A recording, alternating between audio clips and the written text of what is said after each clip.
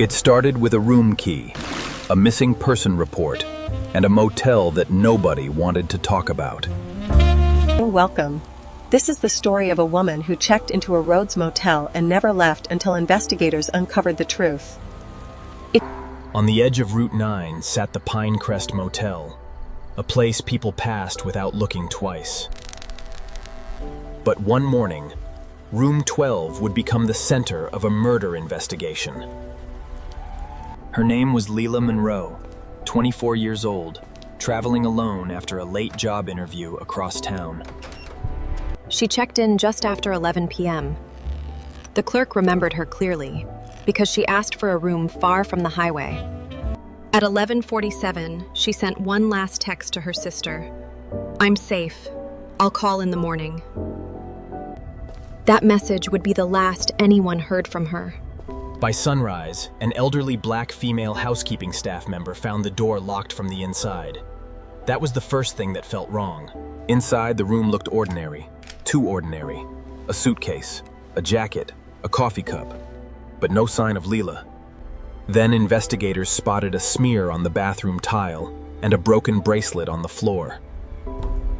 The bracelet matched one Leila had been wearing in her last social media post. Detectives pulled surveillance from nearby businesses. One camera caught a dark sedan circling the lot twice that night. The plate was partial, but enough to lead them to a rental car company 2 counties away. The rental was under a fake name, but the credit card used to book it had a history of fraud. Then came the phone records. Leila had been receiving repeated calls from the same number for 3 days. The number was traced to an East Asian man, a former maintenance worker at the motel. A young adult Caucasian male had been fired months earlier after several guests reported him lingering near rooms after midnight. Security footage showed him back on the property that night, though he had no reason to be there. Investigators now had a timeline, a suspect, and a motive they still couldn't fully explain. The next clue came from a dog team searching behind the motel, where the ground sloped into brush and mud. There, they found a torn piece of Leila's shirt caught on a fence wire. Less than half a mile away, a second search led to the riverbank. The discovery there confirmed the worst. Leila had not simply disappeared. She had been hidden. When Darren was brought in for questioning, he acted calm. Too calm. But he slipped when asked why his fingerprints were on the motel keycard holder. Then forensic evidence connected him to the room, the vehicle, and the final phone call.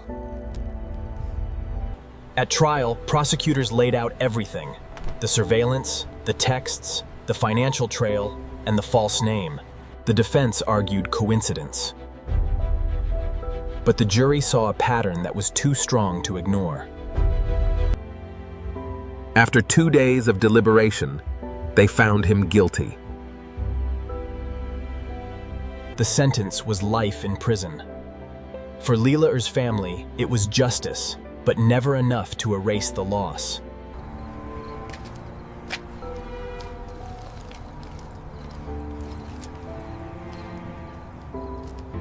Leila was described by her sister as fearless, funny, and always the first to help someone in trouble. Her story pushed the town to install brighter lights, more cameras, and better checks for overnight guests.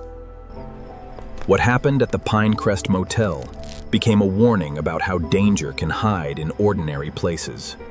Investigators never forgot the small details, because sometimes the smallest clue breaks the entire case open. And in a story like this, the silence after the crime says just as much as the crime itself. In the end, the motel lost its silence, but the town never forgot what happened there.